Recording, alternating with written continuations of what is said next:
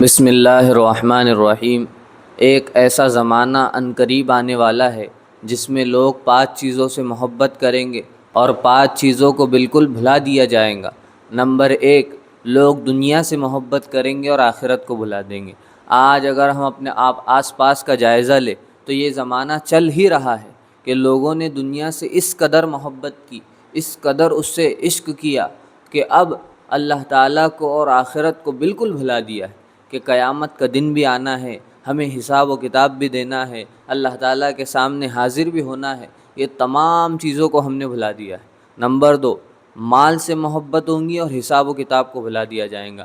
اللہ کے رسول صلی اللہ علیہ وسلم کی ایک روایت ہے کہ اللہ کے رسول صلی اللہ علیہ وسلم نے فرمایا کہ غریب اور نادار مالدار سے 500 سال پہلے جنت میں داخل ہوں گا۔ یعنی جو مالدار ہوں گا وہ اپنے حساب و کتاب میں اٹکا ہوا ہوگا، وہ جتنا دنیا میں اس نے کمایا، کوٹھی بنگلے بنائے، لوگوں کے حقوق ادا نہیں کیے، وہ تمام حساب وہ دیتے رہیں گا۔ اور ایک غریب جس کے پاس کچھ نہیں تھا، رہنے کے لیے گھر نہیں تھا، پہننے کے لیے کپڑا نہیں تھا، کھانے کے لیے روٹی نہیں تھی، تو وہ اس سے 500 سال پہلے جنت میں چلا جائے گا۔ اور یہ جو مالدار تھا، یہ بیچارہ لائن میں لگ کر کے حساب دینے میں لگا ہوا ہوگا۔ تو اس لیے مالداری اچھی چیز ہے، لیکن اس کو صحیح طریقے سے اور اچھے سے خرچ کرے تو اچھی بات ہے، ورنہ قیامت کے دن یہ مال ہمارے لیے وبال جان بن جائے گا۔ نمبر 3، مخلوق سے محبت ہے لیکن خالق کو بھلا دیا ہے۔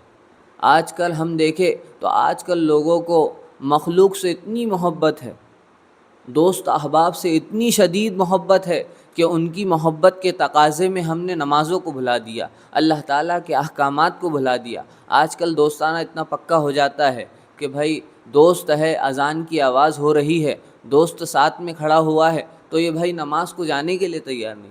بھائی نماز کا حکم پہلے تھا، رشتہ داری اور دوست احباب بعد میں تھے۔ قیامت کے دن آپ کو اس کا جواب نہیں دینا ہے کہ آپ نے فلاں کے ساتھ دوستی کی تھی یا نہیں کی تھی، آپ کو اس کا جواب ضرور دینا ہے کہ آپ نے فلاں نمازیں پڑھی تھی، فلاں چیزیں کی تھی، اس کا سوال ضرور ہونا ہے۔ اس لیے ہم خالق سے محبت زیادہ کریں، مخلوق سے محبت کم کریں۔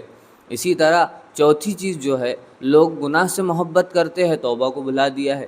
توبہ بہت ضروری ہے گناہ کے بعد، اور گناہوں کو چھوڑنے کی سب سے پہلے تو فکر کرے۔ گناہ ہو جاتے ہیں لیکن گناہ ہونے کے بعد توبہ کرنا بھی ضروری ہے۔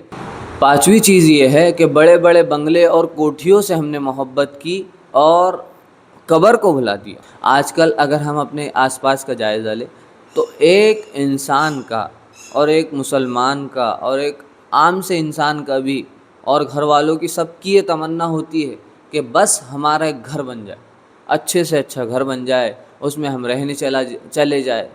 تو بس یہ تمنا ہوتی ہے کہ ایک اچھا سا گھر بن جائے۔ تو لوگوں نے بنگلوں سے اور گھروں سے اتنی محبت کی کہ قبر کو بھلا دیا۔ بھائی مجھے گھر میں رہنا ہی کتنے سال ہے؟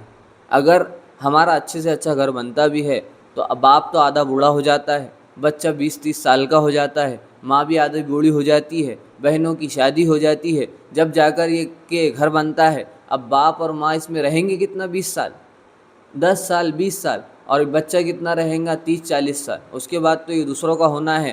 ہمارا جو اصل ٹھکانہ ہے وہ تو قبر ہے۔ اس لیے ہمیں قبر کی تیاری کرنی ہے اور قبر کے لیے اپنے آپ کو تیار کرنا ہے۔